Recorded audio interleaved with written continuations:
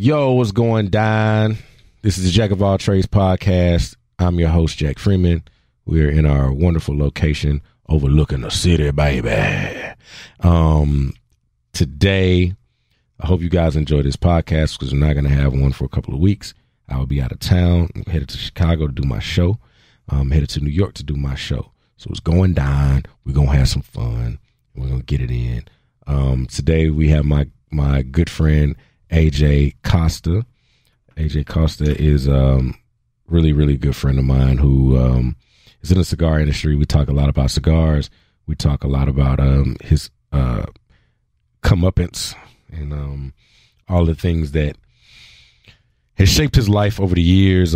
His family life, growing up with two mothers, a father who did a little time in prison, being half Pakistani, half white, and pledging a black fraternity when he gets to college.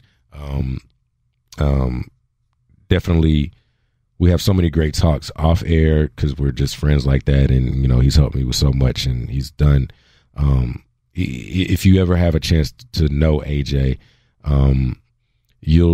this podcast doesn't really do it much justice. Like, this guy really is a gem, man. And, I'm thankful to know him. I'm thankful to even be able to give him a call, and he's definitely an accountability guy for me. So like, he holds me accountable for a lot of the things that I may do or say or anything like that. He always gives it to me real. And I just wanted to talk to him because he's got such an interesting life and an interesting outlook on life because of the way he was raised and the way he grew up, man. So it was my pleasure to bring him here. And I hope you guys enjoy them. And it's going down.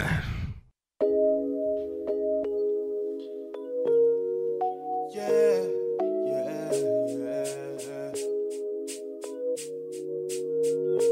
If you wanna ride, you better make up your mind and choose up.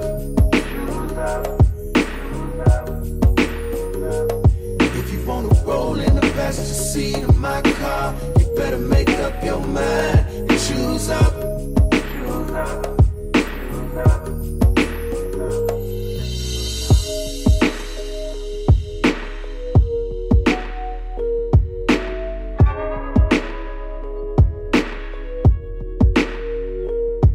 Yo, what's going on, guys?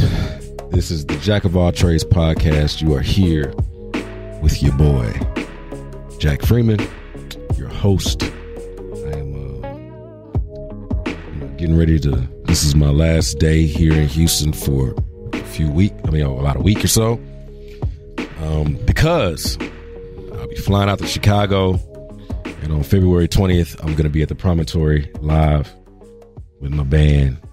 It's going down. February 22nd, I'm going to be here, in New York City Vineyard on Pier 26. As a Friday. Get your tickets now on the freemanbrand.com/tour. And lots of other cool things we got coming down the pipe. So that means also that there will not be a podcast for next week. There's no podcast for next week unless I do one while I'm out of town, and that's not it's not likely. So so I definitely want to introduce first of all, we got my man Ryan Rocket in the building, producer. We got my guy, we're in the undisclosed location of our building. You know, we're out here. So today we have a good special guest, wonderful special guest. This is one of my closest friends, and love this guy to death, man. He is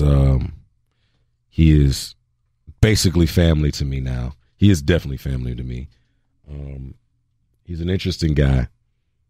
He's got a great outlook on life. He's helped me. He's seen me at some of my worst times. And so I got my brother here today, Mr. AJ Costa. How's it going, AJ? Doing well. Yeah. it's my first time in a really legit studio like this, so I'm going to double check that I don't need to hit this little on button when I speak. It's nice. Yeah, shout out to the producers of the world. Nobody ever gives them any credit. They really don't speak. Rarely. I listen to a lot of Jalen and Jacoby. Everybody shouts out Reg. I never heard Reg talk on the microphone ever, so shout out to our engineer today as well, who just walked me through that with the best head nod I've seen in at least this 2019. So. Yeah. And we like to also remind people that Ryan Rocket himself has 2 podcasts. He has the Gems of Juice podcast. Yes. Airing every Saturday.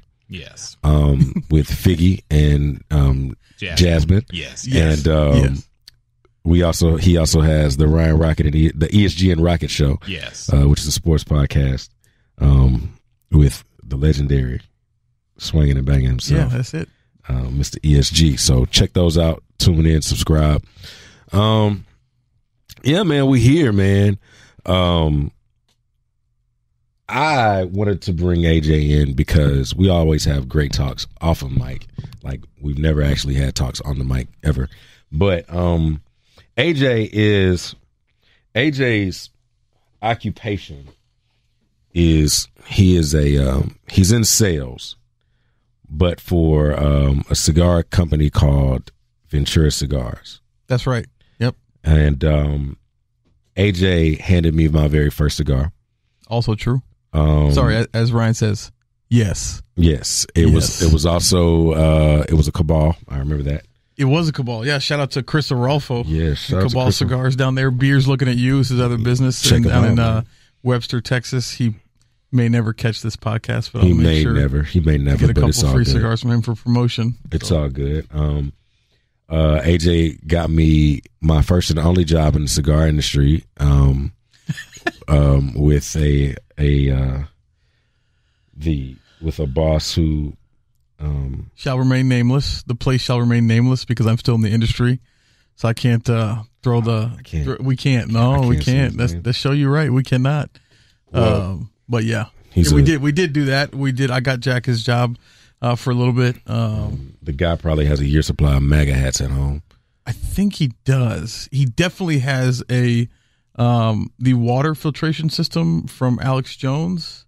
Oh, does he? I mean, shout out. I don't rock with Alex Jones. Maybe it's not obvious, but I don't rock with Alex Jones at all. But that water, though, it's basically just it's filtered water through your regular system and tap. But this is some of the best damn water you could ever drink in my life. I mean, so you couldn't get a Brita filter? No. This is next level. This is like, double osmosis situation. I think, because as they like to say, towards the people of color, I say back, those people believe that the other people are putting things in our water. They may not be wrong. Look at Flynn. They may not be wrong. So they probably are. So I can meet him in the middle with everything else and drink that clean water. I'm fine with that. Absolutely. So AJ has a passion for cigars, I would say. Yeah, I would agree with that. Yeah, it's a hobby that became a vocation at the end of the day is what it is. I've always seen cigars as a medium, and they still are. They're not. So many more people consume alcohol as a pastime than they smoke anything. You could probably toss marijuana in there too, and that would skew the numbers a bit. Obviously, marijuana. But that would skew the numbers, obviously. But from just a recreational smoking experience, cigars are definitely a medium, but Absolutely. Such a small part of our GDP as a country. So what I learned about cigars over the years and working in the cigar lounge and all that kind of stuff, what I learned about cigars is you can really have just about any conversation that you think that you might be able to have in life, you can have over a cigar. Even if you disagree, you can talk about sports, you can talk politics, you can talk, relationships, you can talk, anything. Yeah. And not just over cigars, but in a cigar shop itself. Too. Yes. Specifically, I know a lot of people have a stigma of cigar shops to be this place where everything speaks. Yeah. And just like supremely overweight, pretentious, older dudes or just kind of, speaking from on high. And that does happen. I mean, well, in the shop that shall remain nameless, apparently, because I can't say his name, that happens. For sure. But that happens across the board anywhere. Yeah. But I always remind people, I mean, you look at where, like, the birthplace of the consuming of cigars from a luxury good standpoint, because that's what it is. It was England. I mean, and England is a colonizer of the world. And so, those people had the most amount of money and wealth and concentration, and then they were into, cigars and spirits, that kind of thing. So cigars are definitely one of the last fully handmade things. 100%. Right? I would agree. Yeah. Fully handmade things that In honestly aren't made in China and aren't, furniture that, is made in Amish country. So, yeah. Cigars are made by people of color. Lots of people of color. Lots of brown individuals who are rolling these cigars. Yep. No added. So that's the thing. So education is key here. So when people talk to me about cigars and they ask me what the difference is between a cigar and a cigarette, I say, well, a cigar is just pure 100% tobacco. That's partly true, yes. Yeah, but it's not. It doesn't have the chemicals of the cigarette, the arsenic and the ammonia. And there are over 200 chemicals in a cigarette. Also, cigarettes have a filter and they have paper as the outside shell, whereas a premium cigar has nothing but long filler, premium whole leaf tobacco in it. And you could have, out of a similar farm, tobacco farm, you could have cigarette tobacco, pipe tobacco, and you could have cigar tobacco, like the grades, for sure, depending on what they're growing and where the plants are, et cetera. But indeed, that would be the difference. I mean, obviously, there's flavored cigars, which are definitely get a lot of people into the industry on this side of stuff. It's like smells like potpourri. Yeah, they do smell different. They're definitely enhanced. Absolutely. So, man, like it's an educational part about it, but the cool thing about this guy AJ is that, like, cigars are not his only thing. Like, cigars aren't like what makes him an interesting guy to me. This guy grew up differently, weird in a way. For a lot of people, you could call that weird. Yeah, we've had one real conversation about your relationship with your dad. Fair enough. And we've had plenty of conversations about your mom. Also true. I mean, my mom and / moms make up a much larger portion of my life than my dad does. So from a ratio standpoint, it makes sense. Yeah. So AJ's mother is a lesbian. Yes, she is. And sorry, Ryan. Yes. Yes. And she is married. She's married. She's now legally married to another young lady who they would appreciate that you called them young ladies. I still haven't met either of your mothers. No, you haven't actually. Well, not a lot of people have. I mean, they're pretty private folks. And, I mean, as anybody over 50, they don't do a ton on the weekends. So, yeah. And I think the conversation kind of has to be had in that respect because there's so much misinformation about, like, how people view same-sex relationships and how kids are affected by it. Of course.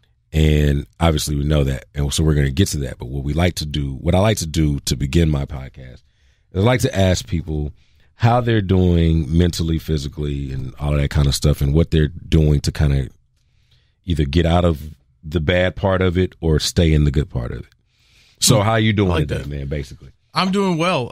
Yesterday evening, I had I go to the chiropractor on Friday afternoons, Friday evenings, as much as I can, but I lumped it in with a massage last night. Nice. And the massage therapist does cupping, which is like an ancient Asian type of therapy.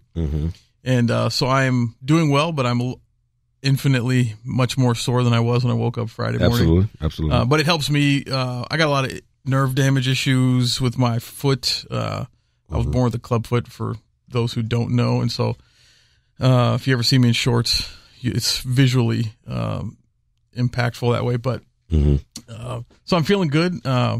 Things are well in the relationship as far as my girlfriend and I. We just moved in together about 4 or 5 months ago. How long has it been? Like I said, 4 or 5 months probably. 4 or 5 months, but how long you guys been together?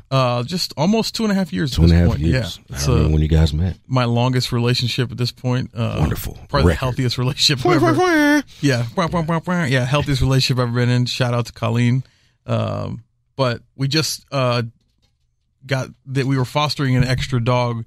We have a dog together, but we were fostering another dog, and we had it for about 7 weeks, and we finally got the dog adopted out of an agency in the Pacific Northwest. And so nice. The dog has just left us, so the home is obviously a little bit quieter. Much quieter, thankfully. Yeah. We don't really know what the new normal is yet, so it's nice.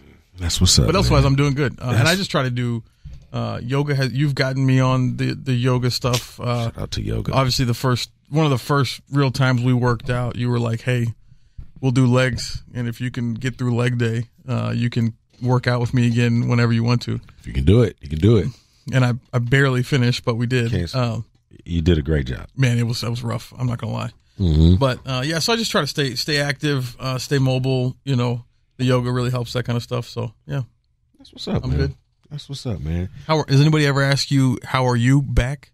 How are you doing mentally, emotionally, It's physically? probably been a while. Not on the podcast. Not on the podcast. I think you might be the first one. Yeah, that was the entire theme of the last podcast. Yeah, but it wasn't like she asked me how. It was just like she just started asking questions because she flipped it on me and was trying to interview me and that kind of stuff. So, yeah, fair enough. Which is cool. I didn't mind it. I'm semi-transparent when it comes to stuff like this. But I would agree. How am I doing? I am. I had a talk with some friends yesterday, and we don't know each other as well, but we were having this talk. I ran into them. I was out eating, and they were like, you seem like you're really trying to work through a lot of shit. And that's kind of where I am right now. Like, I'm trying to find answers. I'm trying to find, I'm trying to figure out, where my beliefs lie, where my, what I really want out of life, more so what I don't want out of life. That's important. Yeah. So, I think sometimes that's more important than knowing what you want. Yes, because absolutely. Nobody can ever tell you what they don't want. Right. Most people were like, "Man, I got these 10 things right here. These 10 hot ones. Yeah, this is what I got to do before I kick it. Right? I got to do all of this." And then no one's ever trying to. And maybe I'm the opposite. I've always tried to avoid and look at the things I didn't want more so than anything else. Absolutely, just to avoid it. Absolutely. Like right, wrong, and different. That's just Definitely not trying to thrust myself into situations that I'm not necessarily ready for. So, do you ever think about the words you use in connection to how much you have your shirt off as a performer? So you just said thrust, which is an interesting word. I mean, I don't use the word thrust often, but also I don't have as many. Okay, so first of all, I'll never have my shirt off. Abdominal muscles showing, or pectoral muscles, any muscles. I don't have nearly as many muscles ever showing. A little hamburger meat hanging out every once in a while when it's warm enough. But so I just didn't know if you ever look at the correlation of your words and how often you have your shirt off. I never have my shirt off. I feel on like stage. That's 100% false, but you can keep going. I have buttons open on the shirt. Oh yeah, the buttons are open, but I've never. Shout out to the Pussycat I've Dolls. never gone full. Yes, never gone full tank and just take it off my shirt. That's kind of weird. Yeah, I mean, if you look at the trajectory of people who've taken their shirt off, it doesn't usually bode well for their career, right? Like Tank's doing well, Tank is doing all right, but Tank had to go through TGT. Tank had to go through some stuff. D'Angelo finally getting it together, but Yeah. You know, you can cuss on here, by the way. My man was booty butt naked, you know, and no, he was butt ass. Dead ass.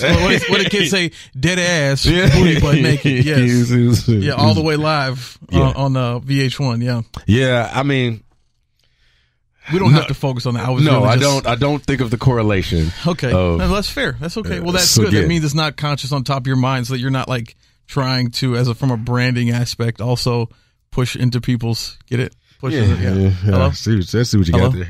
All right. See, this is why he's my friend. But it could be something to think about. The words you use and how you do on the stage. Maybe they could correlate. Okay. All right. I'll think about that. I'll try to see I'll see how many of these I can do today. Correlate. I'll see how many I can do today. Yeah. Okay. Okay. So today. Again, I'm trying not to thrust myself into situations that I'm not really ready for. Hello.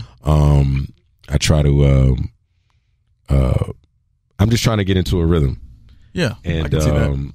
And find the things that center me and make me feel better, and never do the things that don't make me feel better. Like never do them. Ever. Yeah. I just I think I'm embracing the idea that I'm still trying to find answers. I'm embracing that part of it because there is some beauty in it. There's some beauty in the struggle of all of this. So, I mean, is life what I want it to be? Is my life what I want it to be? No, but I'm working on it, man. I'm working on it. I'm trying to. Well, and this, what I'm about to say, has never worked for your mental capacity, but it's a wonderful thing to hear you say, because none of that stuff, I love you to death, none of that stuff's unique to you.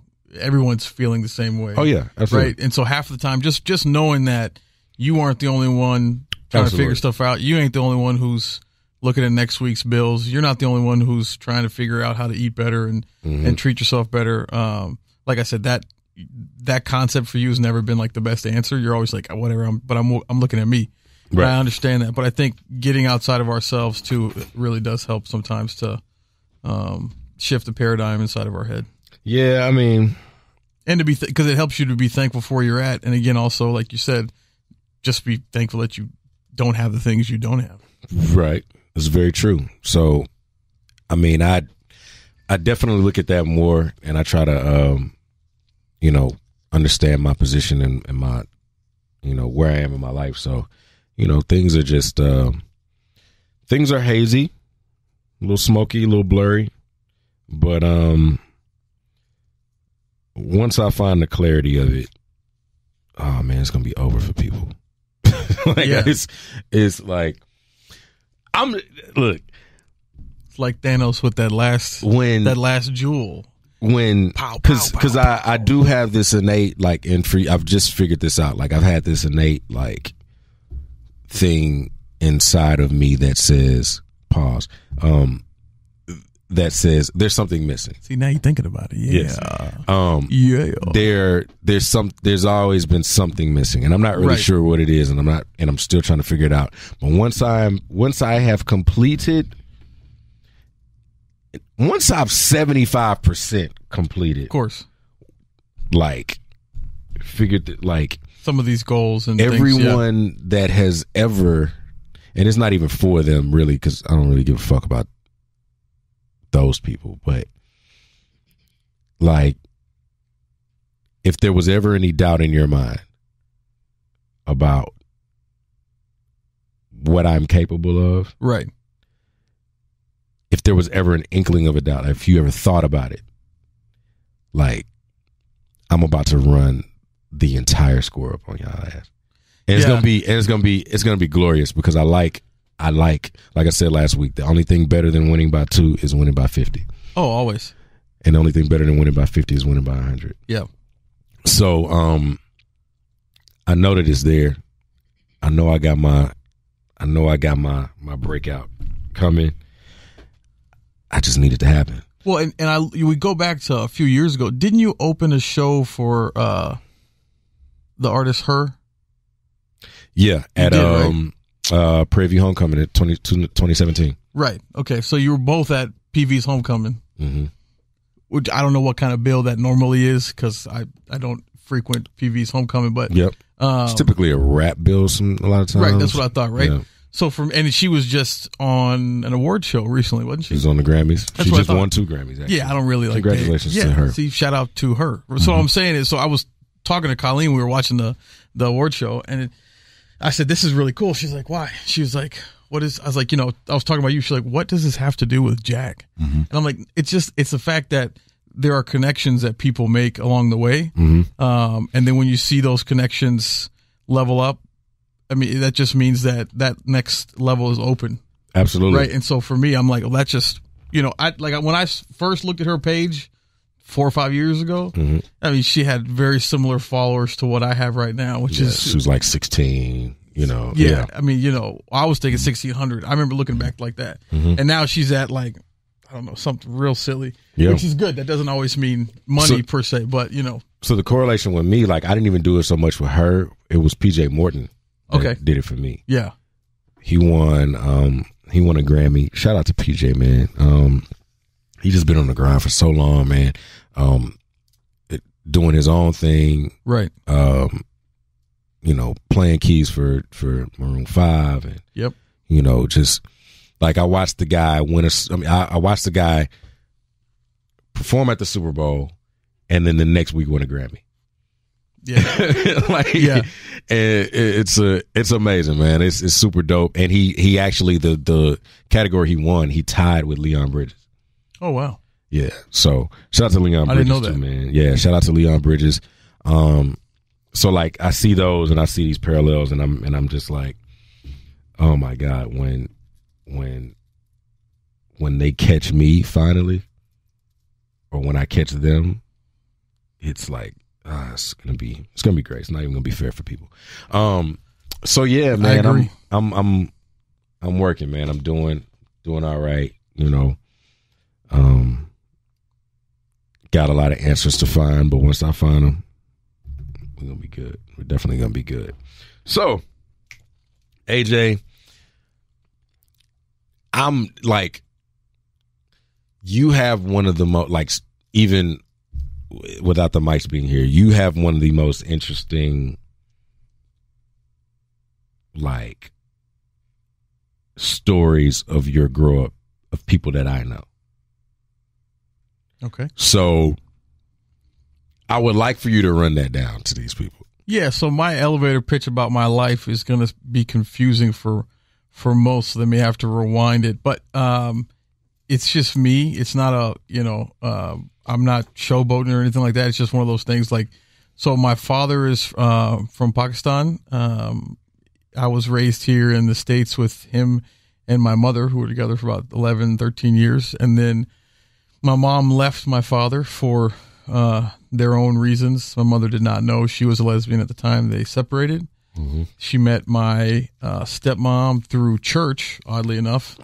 And once we got tossed out of that church, it's just been been a family ever since. And so you guys were tossed out of church for their relationship? Oh yeah. Wow. Yeah. And so, and it started out as a roommate situation, and my mom and Teresa, my mom needed someone to watch me. Teresa's car had just recently broke down. And so, and their sisters knew each other. Their sisters went to the same church. Teresa worked at Mother's Day out there for years while she was also cleaning houses. Mm-hmm. So she had a pretty good schedule, just to supervise me in the afternoons. And I guess about 6 months in, it just turned into something different. And, Teresa always used to say, Teresa would tell her, I guess, back in their own conversations, like, hey, I don't date straight women.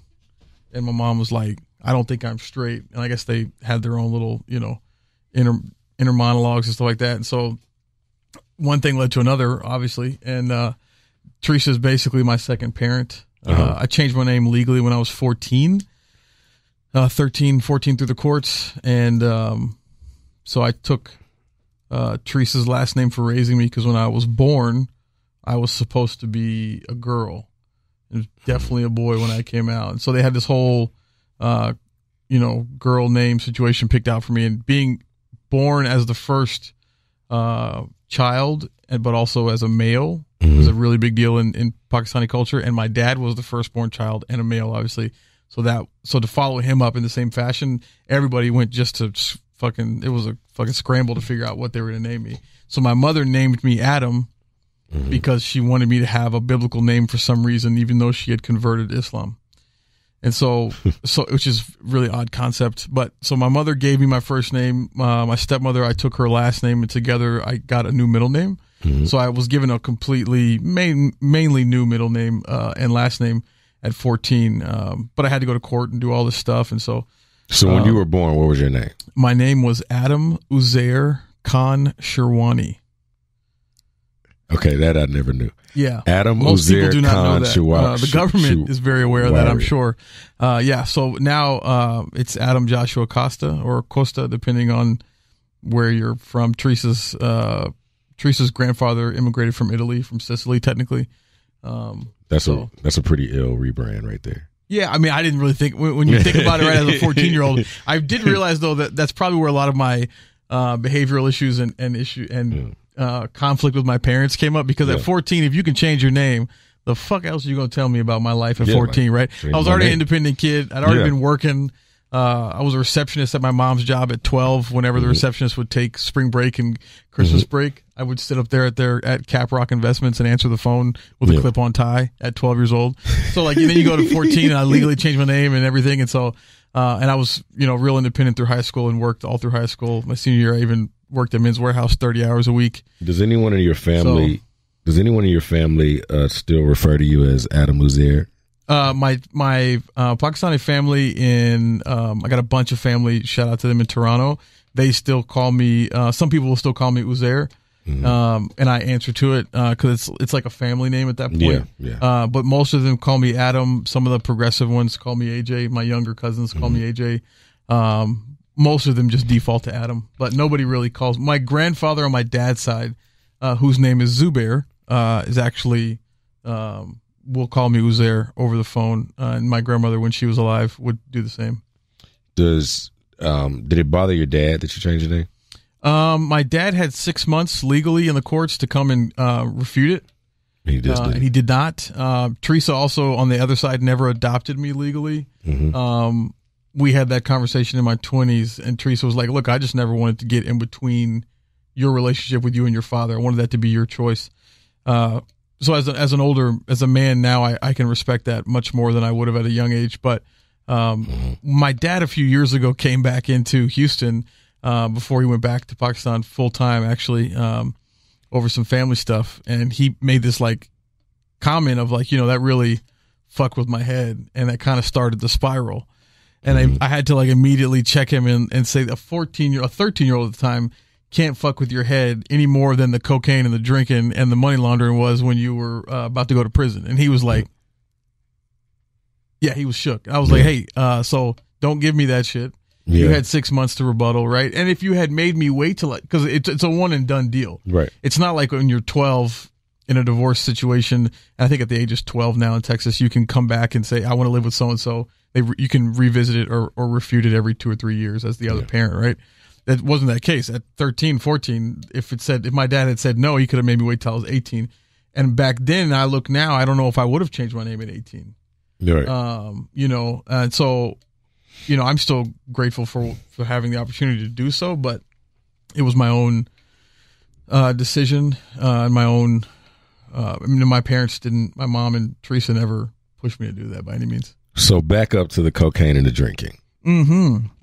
Not me. I've never done Your cocaine. father was deported. No, he wasn't deported. No, he went to prison. He went to prison, but they didn't deport him after he got out of prison. No, because he was a citizen. He was a citizen after he married my mother. Right. So, but he had a few businesses and got wrapped up in some stuff and went to prison for about 2-3 years through high school. Junior high and high school, yeah. And the charge was money laundering? Technically, yes. Yeah.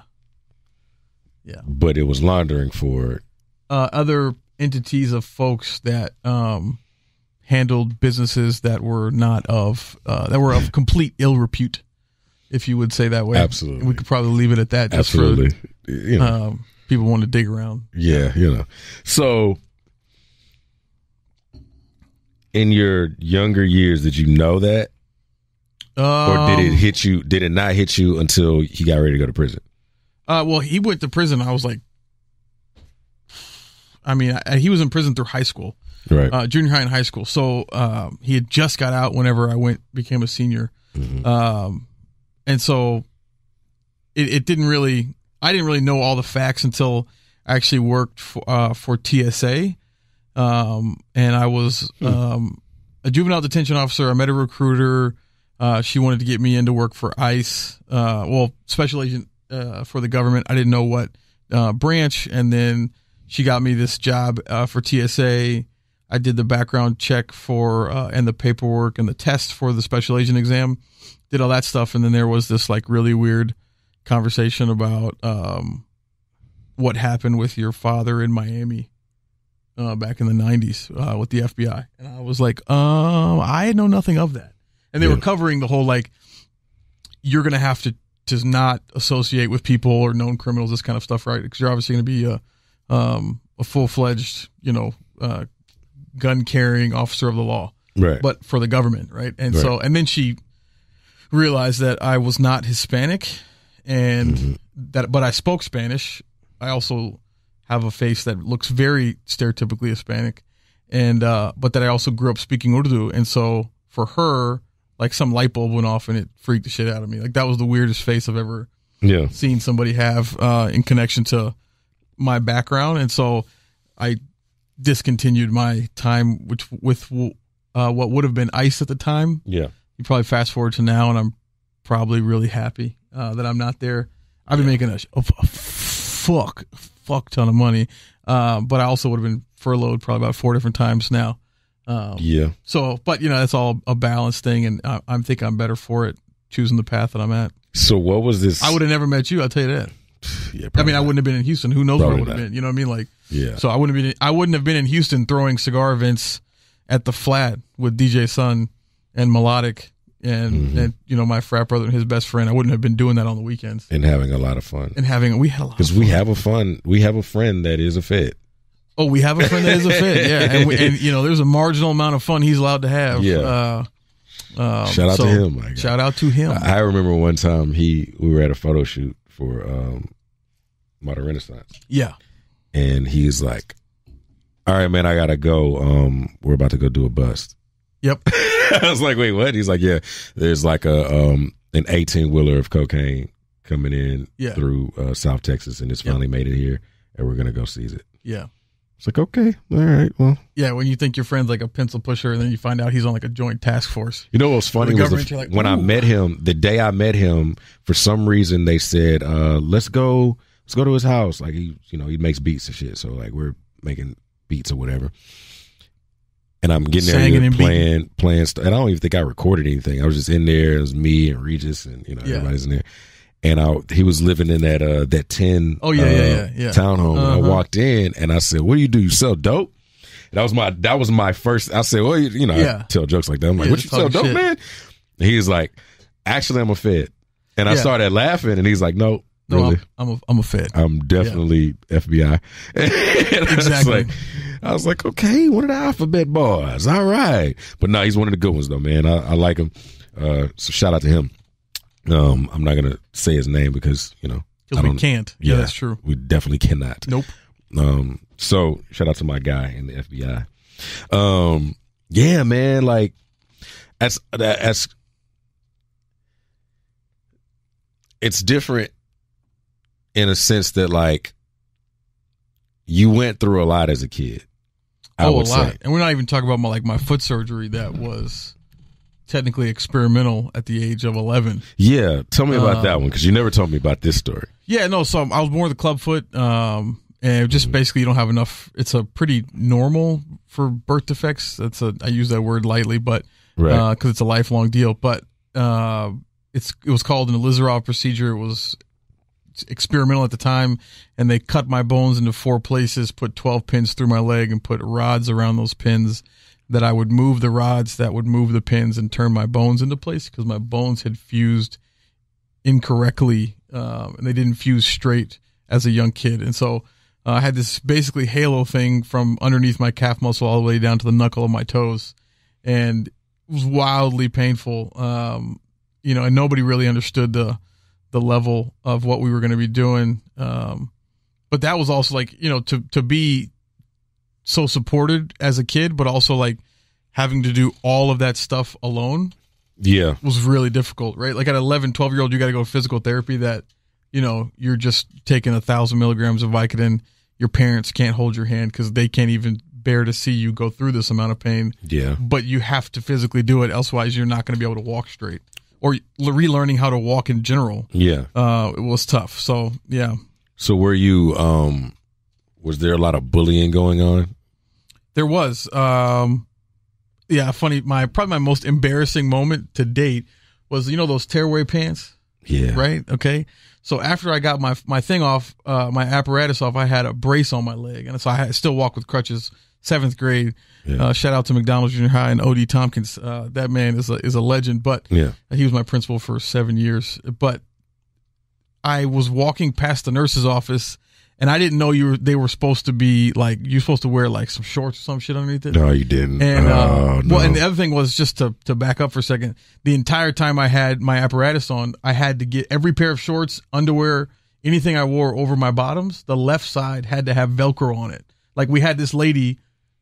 She was like a tailor, right? Yeah. She sewed 10 pairs of underwear, 10 pairs of pants, whatever, sweats, whatever you wanted to wear, had to have Velcro on it because you couldn't get it around the apparatus, right? So I was like, okay, this is familiar territory, right? Tearaway pants, Velcro. Don't even need no let's Velcro do it, for right? this. Yeah. I finally got some Hakeem Olajuwon's new that I could wear with the brace, right? And because my mother wasn't paying for shit back then, and you know, understandably so. And these two kids, I didn't have any I had underwear on, but I didn't have any shorts or anything on. Yeah. And these two kids, fucking bullies and little bastards from Katy High School now, but they were in junior high with me. Yeah. Basically, each grabbed my pants and ran off with my pants, laughing. And I was right by the nurse's office, and I was just standing there in my underwear, and I was like, oh, fuck this. And so I just popped in the nurse's office, and I'm like, start crying. And she's like, what happened? I'm like, you need to know what happened. I don't have fucking pants on, lady. Like, they took my pants. She's like, how'd they take your pants? They ran off with them bitches. Yeah. How'd they run off with your pants? I was wearing them little tearaway pants, trying to look like Kobe, and guess what happened? I ain't got no fucking pants on right now. Like, it's not my fault. You can't tell me it's my fault they ran off with my fucking pants. Yeah. You know, and I mean, you know, back then it just was one of those things like, you were either cool or you weren't. I definitely was not, right? Yeah. So there was a lot of bullying in general, but yeah, man, that shit was, junior high was horrible until I met Joseph Farrell. Okay. Joseph Farrell was the first other person I knew that was mixed, because my mother's Caucasian, obviously my dad's from Pakistan, and Joseph was black and Mexican. And he looked like a caramel colored Fat Albert with a massive afro. Okay. I mean, just an afro, like a 2-foot wide afro. Yeah. Okay. Yeah. And he was, probably still is, I think he's lost a lot of weight, but he was as round as he was tall. Mm-hmm. And he said, hey, I'm Joseph. I'm Blaxican. And I said, cool, Joseph. I don't know what that means. And he said, well, I'm black and Mexican. I was like, all right, cool, man. And these two guys said, I'm Whitestani. Yeah. Well, he called me. He goes, where are you from? I said, I'm from Houston. I said, no, where are your parents from? I said, my dad's from Pakistan. My mom's from Kentucky. He was like, cool. Well, you're Packanucky. And ever since Packanucky. So and Packy is actually a pretty derogatory term. Yeah.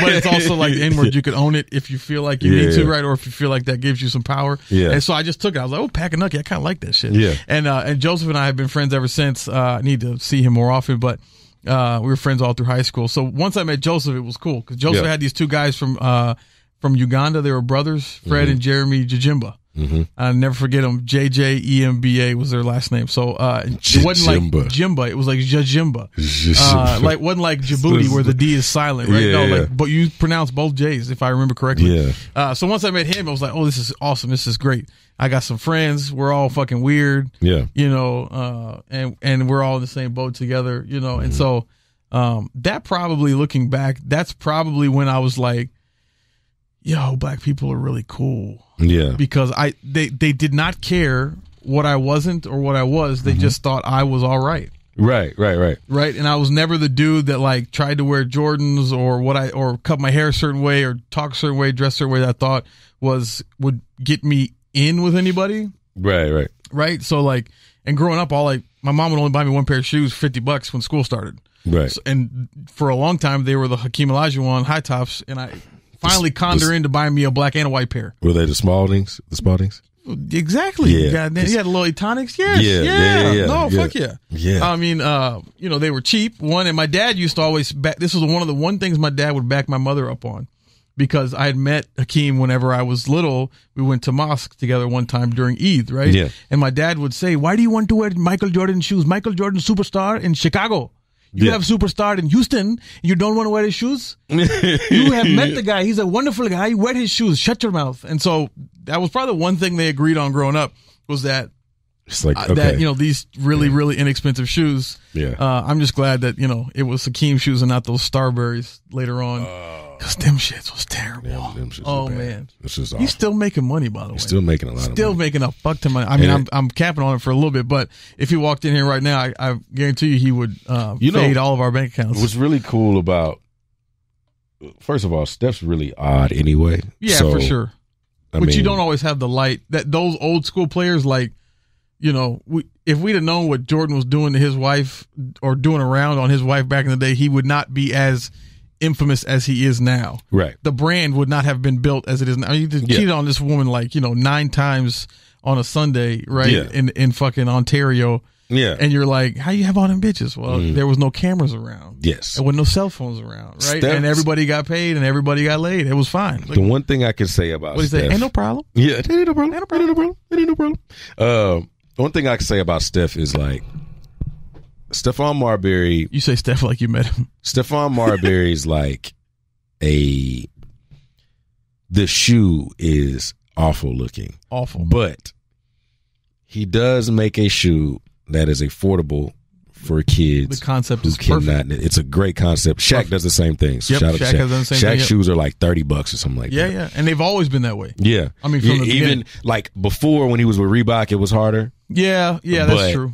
when he got his own company and they were making his own shoe, it was, because look, poor kids want to hoop too. And poor kids do hoop. Yeah. And poor kids are hooping their asses off. That's usually the case. You can't always, I even, to a certain extent, I commend KD for his shoes, because I think his shoes are like, they retail at like $90 or something like that. Oh, they've always been 30 to 40% cheaper than anybody else's. Yeah. Always. And he's got a pretty artistic background. Yeah.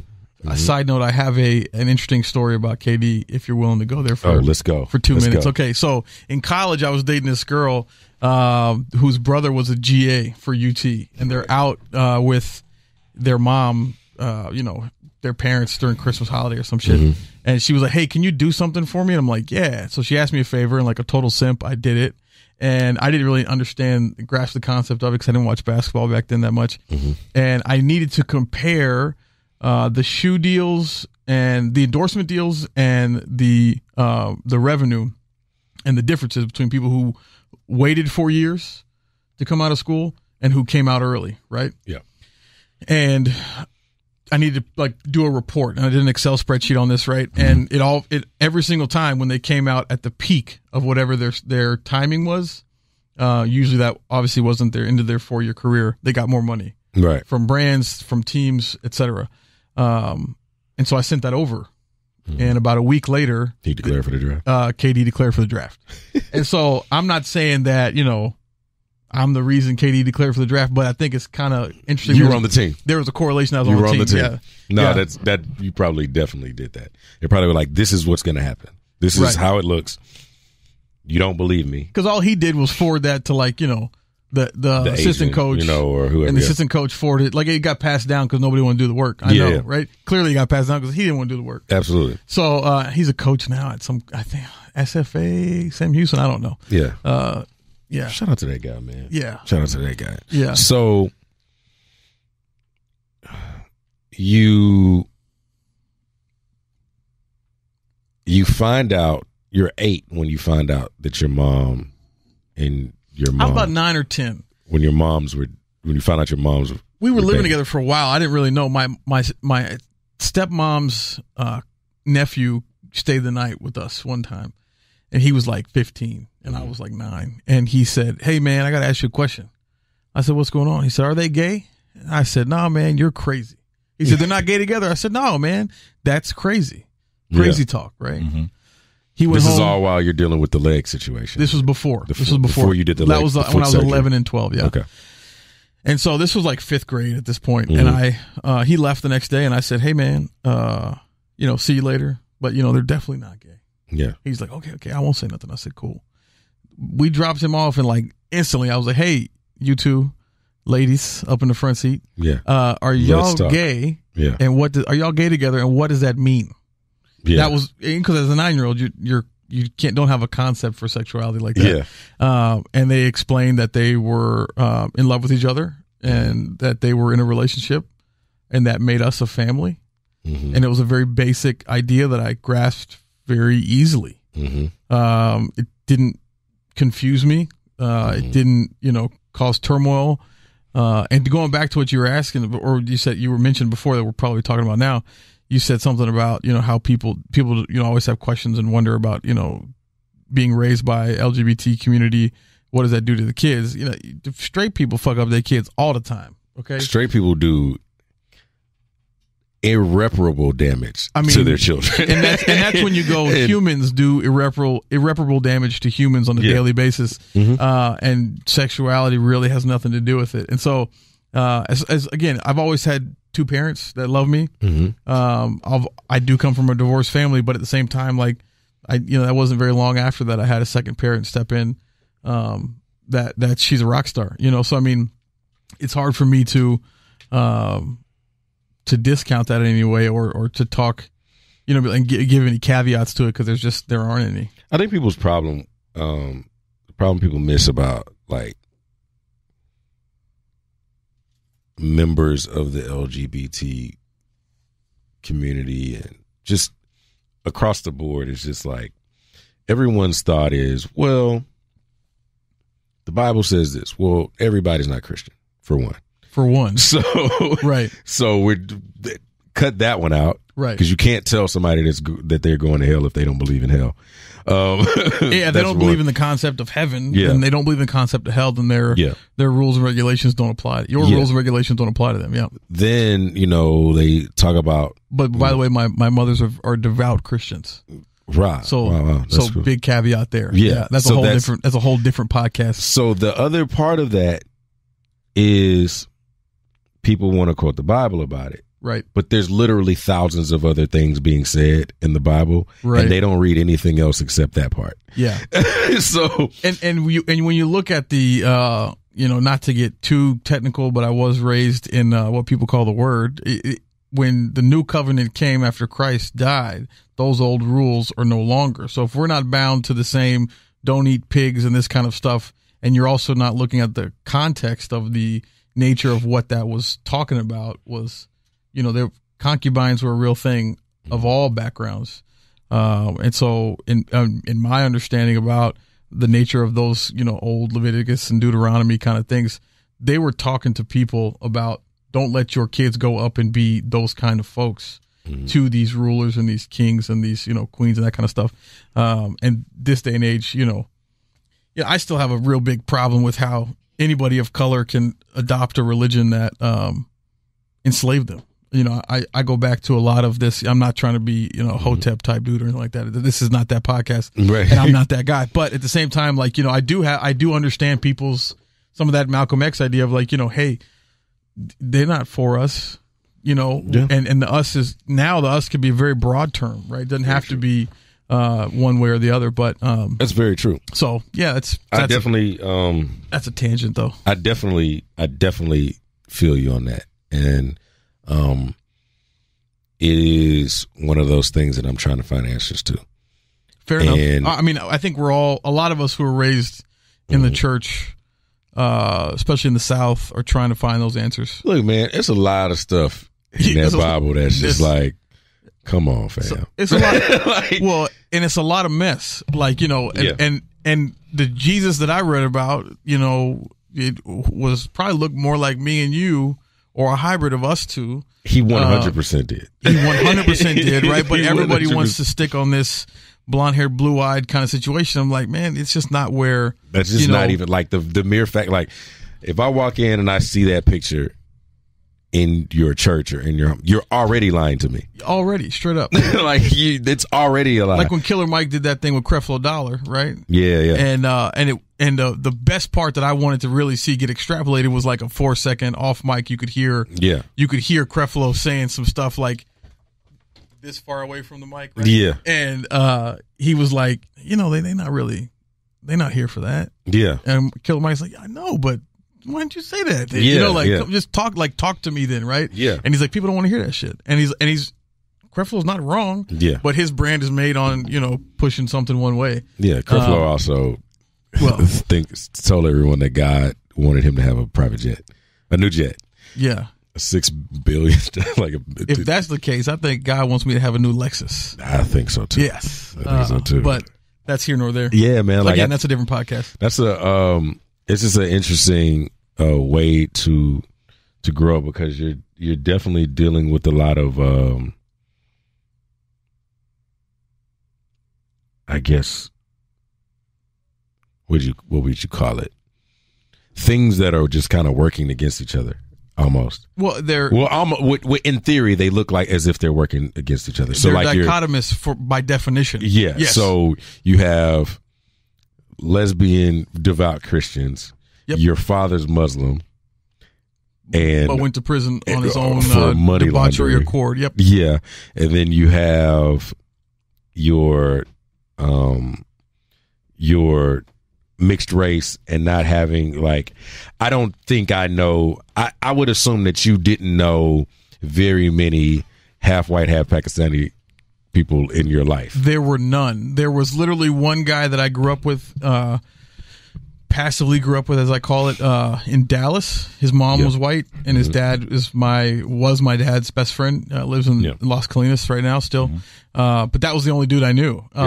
When I worked at the Smoke Ring for a little bit, there was a beer rep for Buffalo Bayou, I want to say, and or Southern Star, and we looked at each other, and the most odd thing, and I swear to God, he was Puerto Rican, just like everybody swears I'm Puerto Rican, right? And we looked at each other, and I was like, "Hey man, are you from Houston?" He's like, "Yep." Like, "Where are you from?" He's like, "Houston."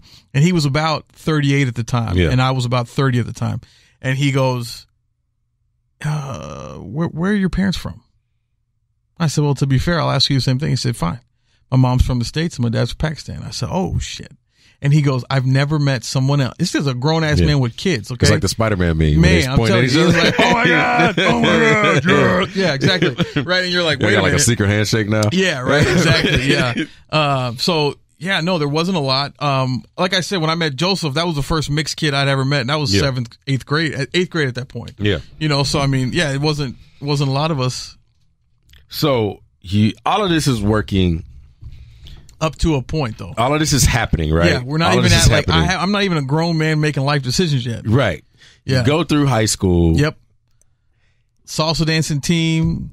I was in the PALS, peer assistant leadership. I ran that class 1 year. I was in theater. I played tennis for a year or two. Yeah. So that's all high school. Then you get to college. Let me tell you one of my favorite things about this guy. This motherfucker pledged a black fraternity. As Ryan would say, yes. Yes. Pledged.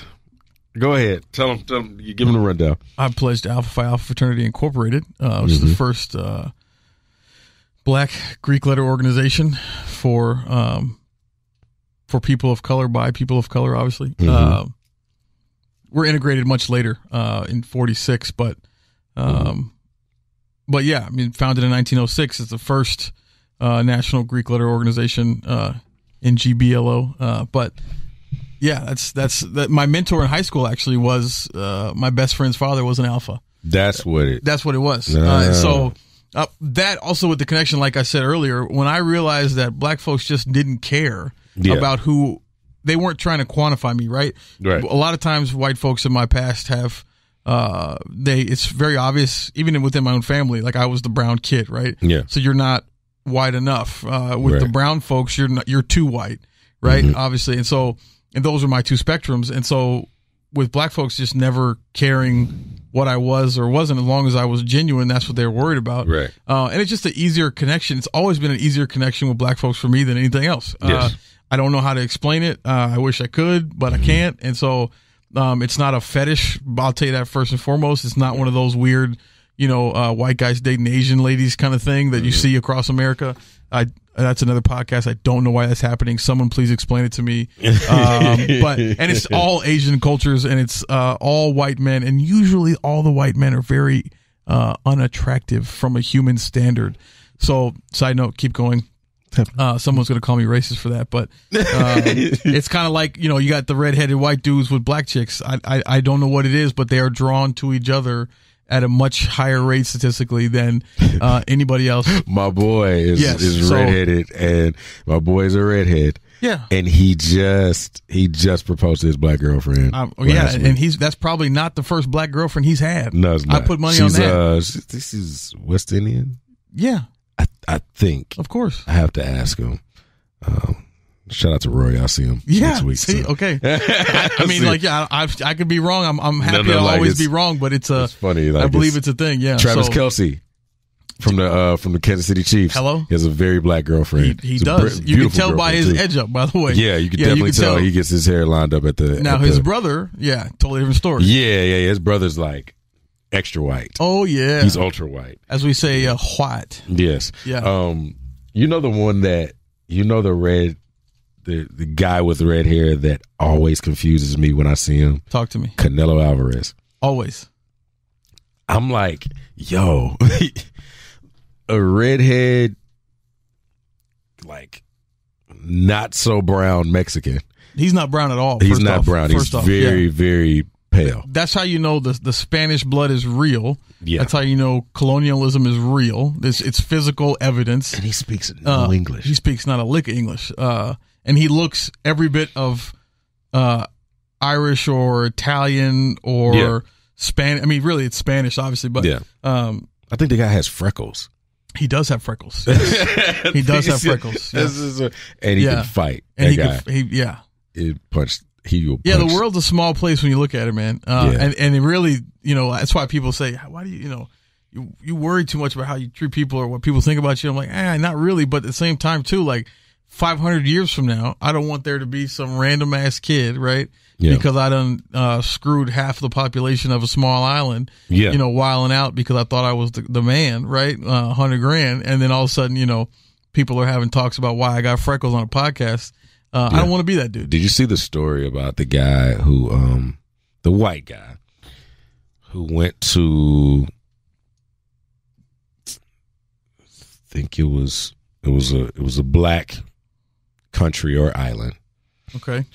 And he found out about an island completely inhabited by black people. And it is a law in that country that no one outside of that country, outside of this island, is to step foot on that island. So that's not necessarily a black country, but it's a country. It was an island inhabited by all black people. It was a tribe. It's a tribe. It's a native tribe. They're indigenous tribe. Indigenous tribe. They are a sovereign territory of India, I believe. Yes. And so you saw every this guy? single person who's ever got on that island, except for one guy, I think, has ended up in pieces. They've never seen him again. Right. So if you never saw this story, I have to look it up. But this guy had been casing this island. I think it was a missionary. Yeah, it was a missionary. Yeah. From the country that I guess owns the territory. I think he was in India as a missionary, and no one had ever gotten to this island. Because you're not allowed to. Because you're literally not even allowed to go. You're not even allowed to boat anyone over to this island. No. So what he did was he decided that he was going to go out there and try to convert everybody to Christianity. He thought he was going to be the guy to do it. Mm-hmm. So he paid fishermen to take him out there, illegally boat him over to this island. Yes. And the moment he stepped foot on the sand, he got hit with arrows. Like they killed him with bow and arrows. Yes. Yes.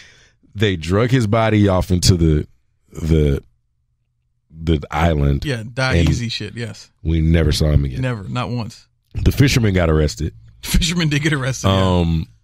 Yeah, and for those people that don't understand is that, like, you know, this indigenous culture of people are on this island and they're probably free of disease, and infection, and, you know, all of these germs that other or people vice versa, probably, they might be full of it. or they could be. I mean, they could be full. You don't even know. Right.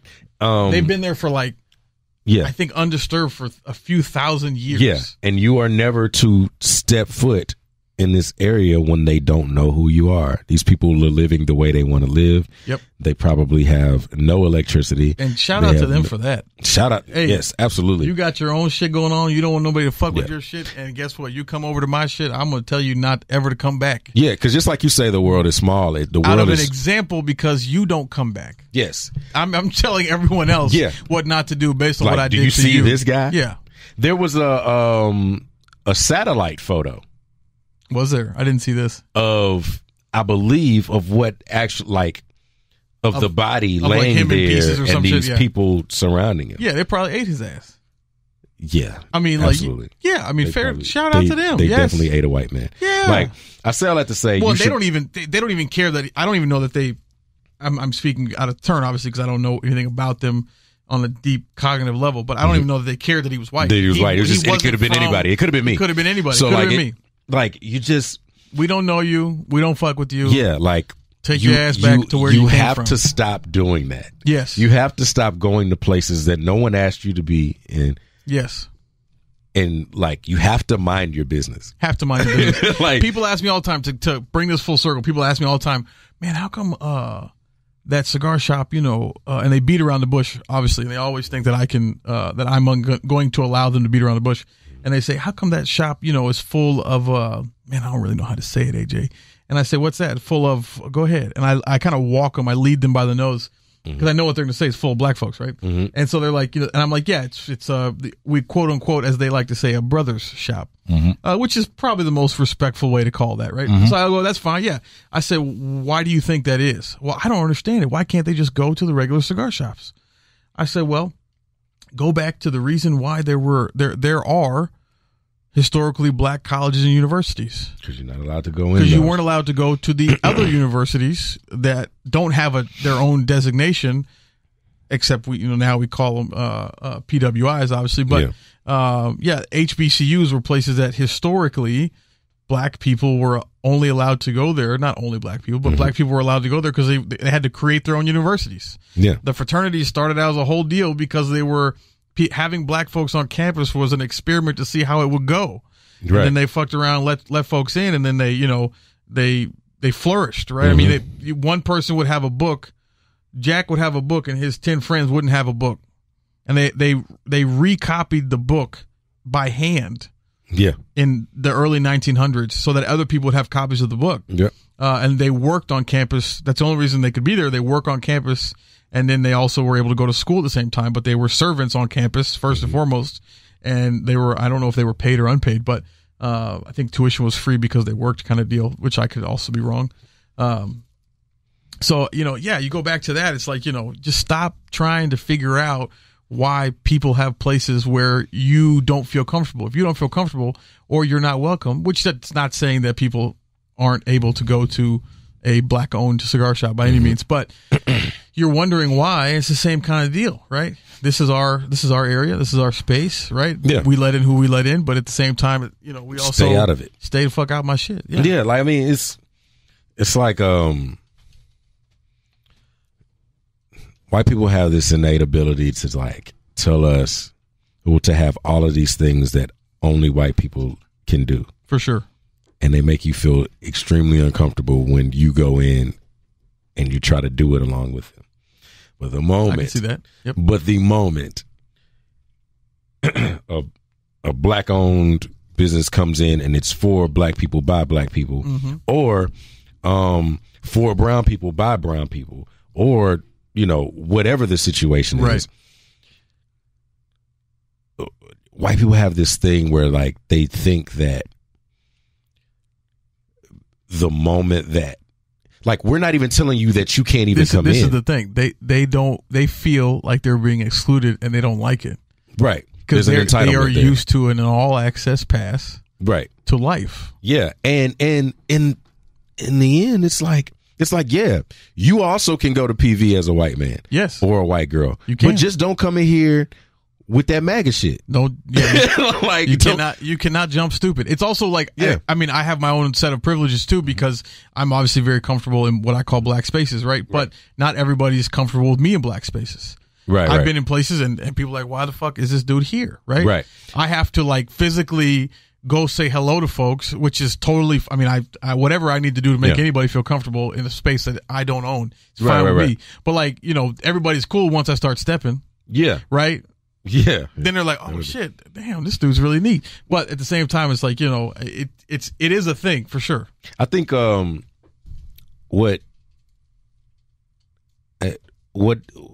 AJ, one of the things that AJ, for people that don't know AJ, like when you go into when you're in a space with AJ and you're just meeting AJ, because the first time I met AJ was at a art gallery or art exhibit for our friend Jeremy Biggers, who just had a kid, by the way, a couple months ago. So shout out to Jeremy Stim and Sam. Thorn, yes, yeah, shout out to Stim and Sam Thorn. Lau, because Sam Lau, man, they're doing Jeremy their thing. Biggers, yes. They're doing their thing. I need to see them. I haven't seen them in I haven't seen them in years, far too long. Yes. Yeah, man. So shout out to Dallas, by the way. So I'm gonna be out there soon.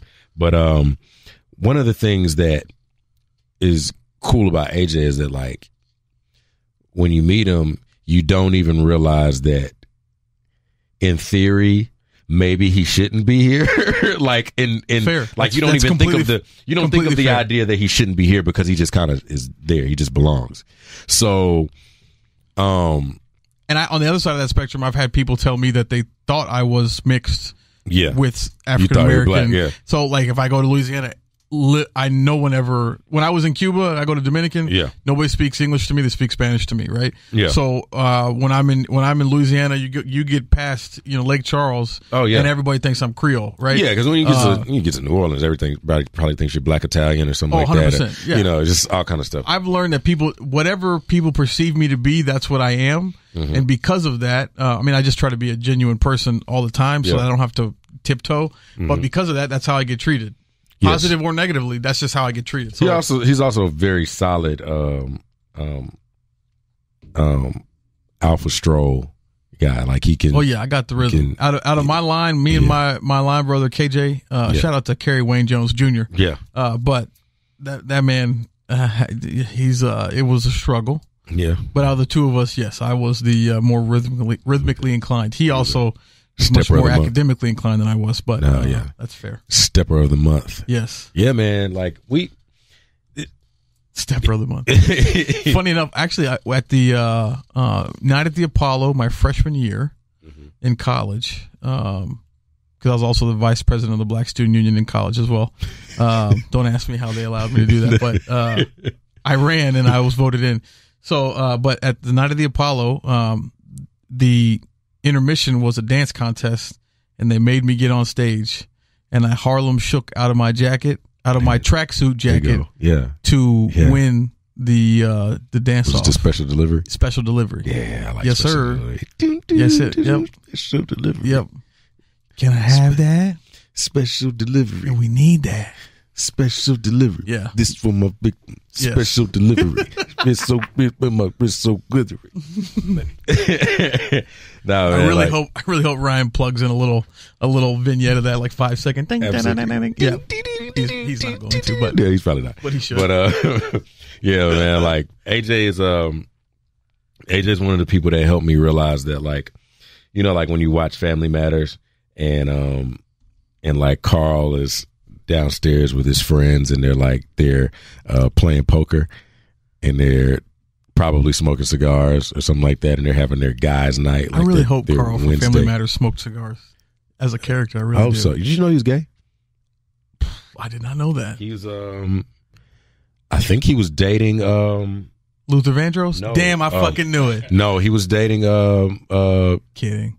But Luther's Uncle Phil. 100% gay. Yeah. Just by he's the way. dating Uncle Phil in real life. From Fresh Prince? Yeah. I don't know. James Avery was gay. Ryan's in there. James Avery was very gay.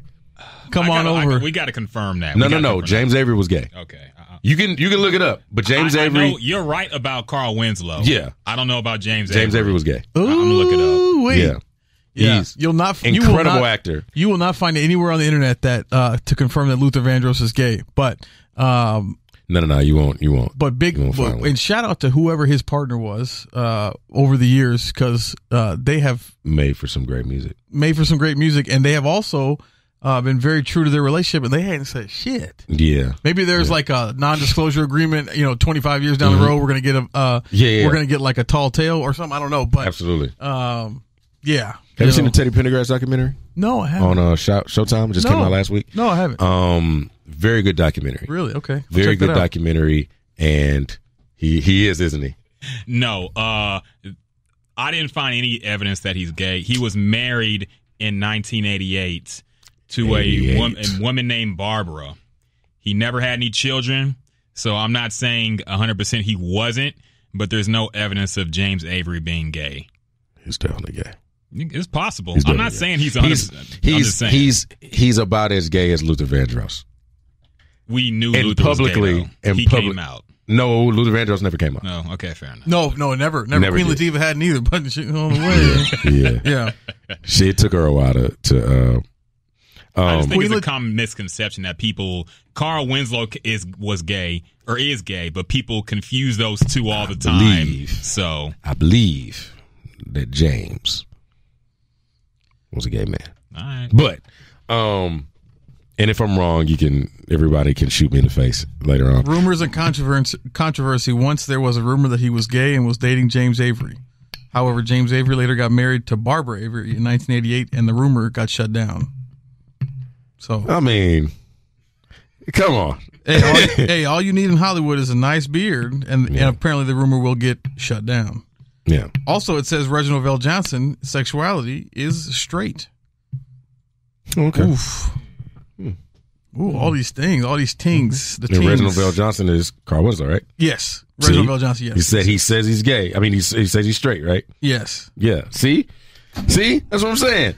We don't know. But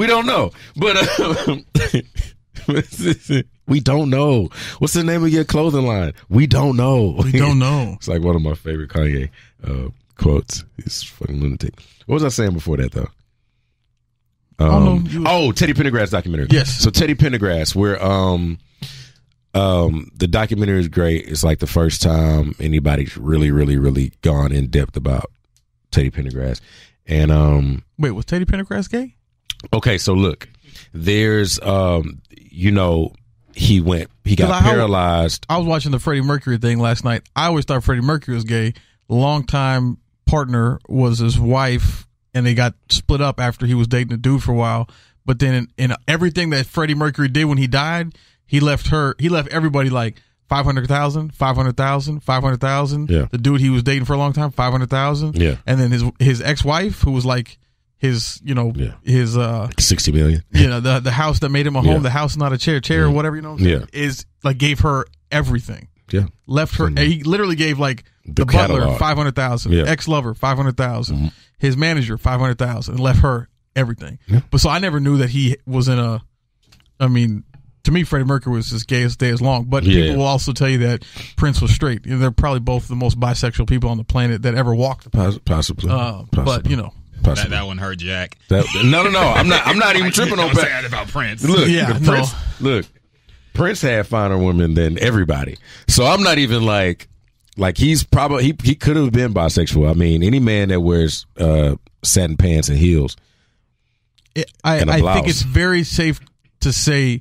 Because that'll never change the fact that he's just like literally one of the greatest artists of all time. It should not ever change the fact. Right. But anybody who's ever able to, and shout out to the guy who subbed in for my dad and taught me how to shave. He was Miss Houston 3 years in a row. He's a drag queen. Oh, nice. Jonathan Westerman. Yeah, okay. Shout out to Jonathan just so people understand my background when I say the things I say. Yeah. Anybody who's comfortable in that texture of pants, also in heels at the same time, while wearing like a jumpsuit, right? Mm-hmm. I think is pretty safe to say it's possible that they've had some some extra stuff go on in their life. Yeah. So going back to Teddy P, he was he wrecked his Rolls Royce and he got paralyzed. So that's how I don't know if you knew that. I did not know that's that. How part. he was. No. He was paralyzed. So the story that I had always heard was that the lady in the car was trans. And so there was this idea that, you know, Teddy P was gay and all that stuff. So we could break that down if you want to for a second, or not. Yeah. So there's a whole lot of because you're trans doesn't mean that Teddy was gay. If you fully transitioned, then technically you are a woman, right? So like by all intents and purposes, obviously, right? So you but there's also a large, really big spectrum in the trans community that now obviously they, you know, gender queer and this kind of stuff. So where they're not binary as well. So but you know, the late 80s, the late 70s, early 80s is a time where no one knows what the hell's going on. And they're just like, oh, well, you must be this, you must be that, right? So in the documentary, I mean, they used to think you could get AIDS from, you know, eating after somebody. You know, yeah. So in the documentary, they talk about how Teddy had a lot of women. Teddy had a lot of girlfriends. And this particular one, I wasn't clear on what they said in the documentary, but this particular lady was a man at one point. Okay. And I can't remember if she said she had her operation before or after. Right. But in the documentary, they interviewed her, and she said she'd been living as a woman for over 40 years now. Right. So, that was the bad press that kind of came with him being, with things that happened to Teddy. And, you know, you hear all sorts of stuff about, like, you know, other celebrities and stuff like that. But the Teddy Pendergrass documentary kind of reminded me of, like, what we were talking about with Mr. Winslow and all of those guys. But Teddy, like, it never really was I think Teddy probably identified as straight, and he probably didn't. His manager went on record on the show and saying that he thinks what he would like to believe is that in the car, because one of the stories was that he wrecked the car while getting a sexual favor done on him from the lady. First off, there's two reasons cars get wrecked. When you're not under the influence of alcohol. You either fucking or you fighting. Just let's be real, okay? You don't lose control of a vehicle. I mean, you know, it's either a Chris Brown Rihanna thing, everybody's going nuts and slapping each other, or, you know, you get in the slow and hot and heavy, and you know that work is too much, and you know. So for me, it's one of two things. Yeah, if you ain't come out with bruises, you definitely came out happy. It's a really interesting happy. story when you because it's a very interesting story. I'm sure, and I'm also marginalizing. You know, a situation that paralyzed somebody. But so that was one of the stories. The other story was, you know, his manager, Shep Gordon, who there's also a documentary about Shep Gordon as well. He's like one of the most interesting men in the world, probably. Okay. Basically a Jewish guy who managed. Was it the Stones? Managed a very popular rock band back in the day, and he met Teddy Pendergrass because Teddy Pendergrass's original manager was shot and killed by the Black Mafia. I did not know that. It was also a woman. Damn, was she black? Yeah, or was she Jewish? Because there's a lot of Jewish folks have been in business with black folks for a long time. That's an interesting connection too. Yeah, she's black. Yeah. And, basically, so even in this documentary, the Teddy P documentary, in Shep's documentary, he talks about how he met Teddy P and was like, I want to manage you, and he was like, well, I don't know, you know, this and that. He said, I'll tell you what, I'm the guy that makes sure you get your money no matter what. Like I can do drugs with the best of them, right? But I make sure that we leave with our money, right? And he said, I'll tell you what, I challenge you. Bring your best drugs. Cocaine, acid, weed, whatever. Bring your best alcohol. Whoever drops first. If you drop first, you got to hire me as your manager. If I drop, you can do whatever you want. So Teddy P's like, are you serious? And he's like, yeah. So he brings the finest of white powder. And he said 3 days later, Teddy just drops. God. He said 3 days later, we didn't sleep. He said 3 days later, he just drops. And I've been his manager ever since. And he's the one that got him out of the Chitlin circuit. He's the one that started the ladies only tour that he did. Yeah. That was later copied by Big Daddy Kane. Yep. And then me in a small way, I did one show. Microcosm, but still, I mean, hey, it counts. Yeah. I think it counts. Yeah. So it's interesting. Very, very good documentary. But his story about, he said, what I'd like to believe. Yeah, of course. Is that he reached over, under the dress, and he felt something that he wasn't expecting, and he lost control of his car. So I don't think, so he says he doesn't think that he knew. Because that was the first time, he's assuming then that's the first time Teddy Pendergrass had ever hung out with this person? Yeah, apparently so. Also, lies. Another thing about him was, apparently he had bought a new Corvette and the brakes got cut. Huh. And there were no brakes on the Rolls Royce. So whatever happened, he had no brakes anyway. Okay. So somebody had set him up then. Somehow. Yeah.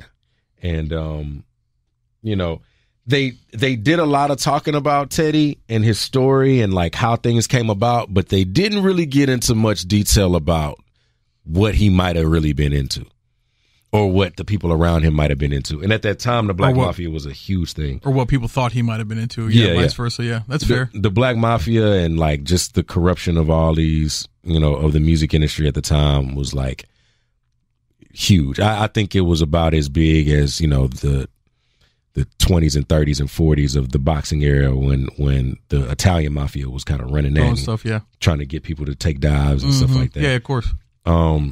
There's a lot to be said about some of this stuff. James Brown also was a person that they kind of had implicated as a person that might have been part of the Black Mafia and, in some, I mean, James Brown used to walk in the clubs and just shoot up the club. So he was crazy. He did it to Jackie Wilson and he did it to Otis Redding. That's nuts. Like went in, shot up a bar. Yeah.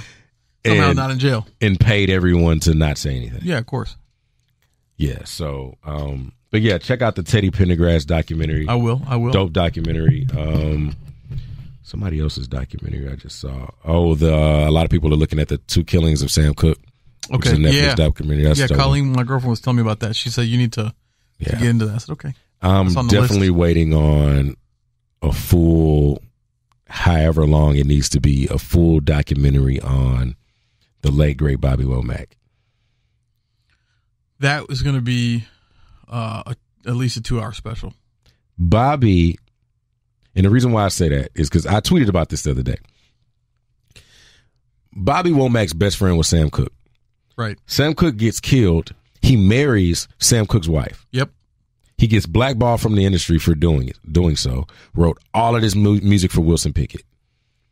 And then finally gets signed in the 70s and has this great career.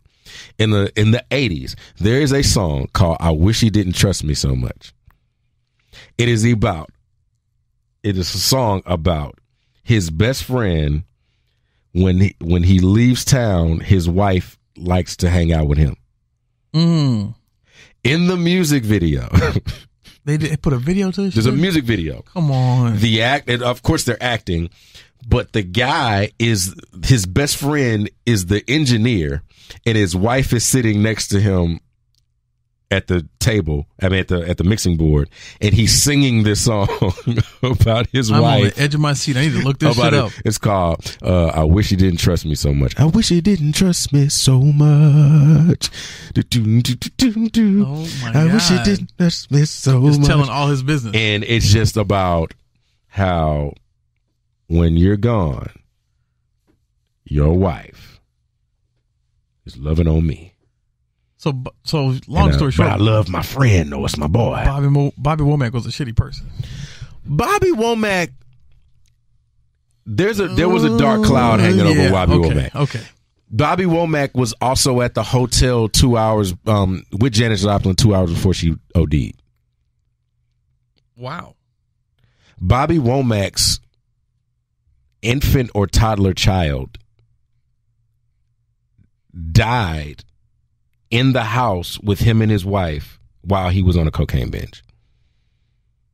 Okay, yeah, I'm cool with that. He's a bad person. That's fine with me. He's just it's a weird Sam Cooke's son, right? Child died drowned to death in the pool At Bobby Womack's house? No, at his house. The pool was in the front yard though. You know how some people put their pool in the front yard? Yeah, only rich people do that. But yeah. So died in that pool. Yeah. And he just has to show up and walk by this pool that his son died in. That's crazy. It's just ridiculous, man. Yeah, so there's that'll be an interesting when that comes out. Yeah, there needs to be a Bobby Womack one. There needs to be a full who did I say the other day? Bobby Womack. It needs to be I really truly believe that there needs to be a Rap-A-Lot documentary. Yeah. There definitely needs to be a although I'm not going to speak anything into a mic in the city of Houston. Shout out to Jay Prince, man. In about the rap, I don't know nothing. I honestly don't know a ton. I mean, I know obviously the normal stuff, but I'm not going to comment on a goddamn thing. I love Jay Prince, man. Like, never met him. Definitely got. I met him before. He's a nice guy. Very nice guy. Yeah. Very interesting person. Very nice guy. A lot of entrepreneurial spirit there too. So, can you do a Jay Prince impression? Oh yeah. Now hold on, now Scarface. Before you get to rapping, I want to talk to y'all about some of these haters. You see, these snitch ass niggas always talking down on a real nigga name. But when God be for you, who can be against you? You see, these men put them alphabet boys on me. Tried to get me jammed up and put in the system. But when we went to court, he wanted me so bad in jail, he even snitched on himself. But God got us. Rap-A-Lot for life.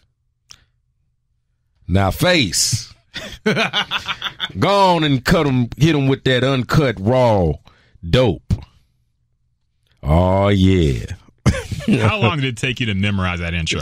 No, it's not even memorized. I got it all the way wrong. That might be the best intro. That his intro might be the best.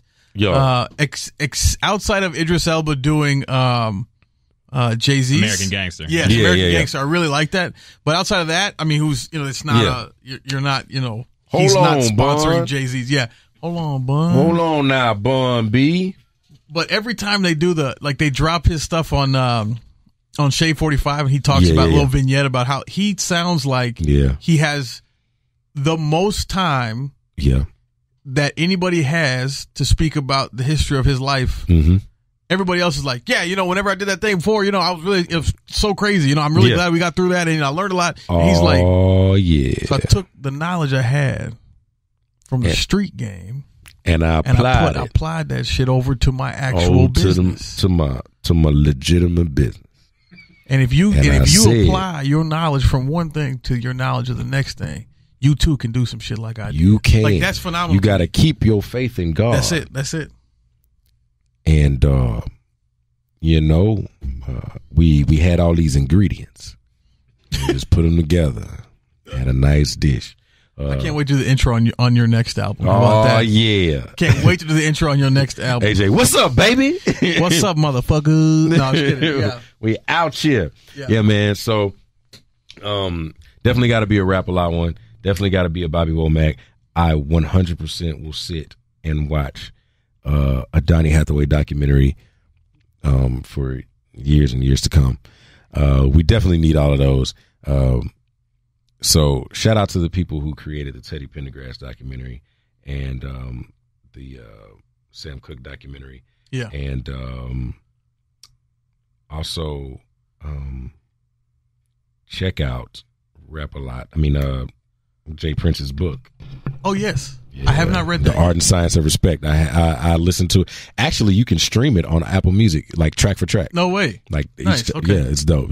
Also, I want there to be, just as a side note, as we exit, I want there to not be documentaries on Netflix about these people. I want there to be, I mean, that'll be great and all for streams, but I want, just like the Freddie Mercury movie that made $845 million, right? I would like to see, out of the black community, these people do a biopic on folks and make the same amount of fucking money that they do for, and obviously, you know, Freddie was not just a generic white dude or anything like that.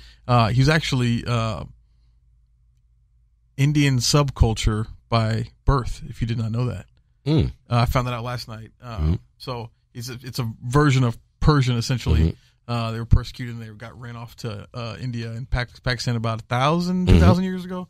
And he grew up in Myanmar, Tanzania, something like that.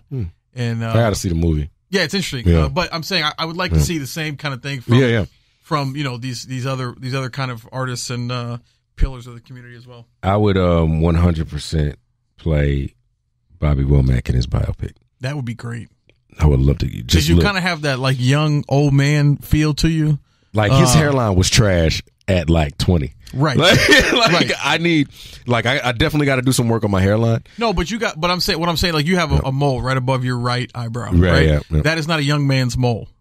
Right. That's an old man's mole. That mole has more wisdom and has been through more shit than most people have on their best day. Right. Talk about it. So to me, that mole is like an old man mole. You got a young man face, that's fine. Talk about it. But you got an old man mole. Yeah, you know. Talk about it. And that to me, you know, but it's. You know. I just want to play Bobby Womack so I can sing "If You Think You're Lonely Now."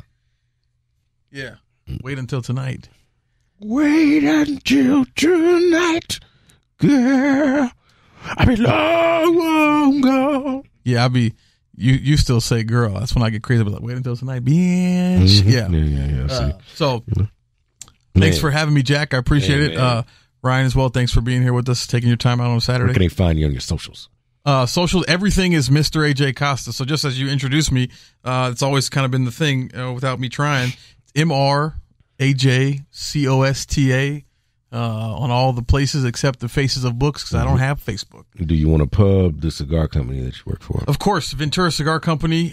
We are based out of California. We've got some very good cigars. One was rated number 13 on Cigar Aficionado's Top 25 for 2017. Number 13, the Axis Mundi. But I really enjoy the Strange Passage and Sage Advice.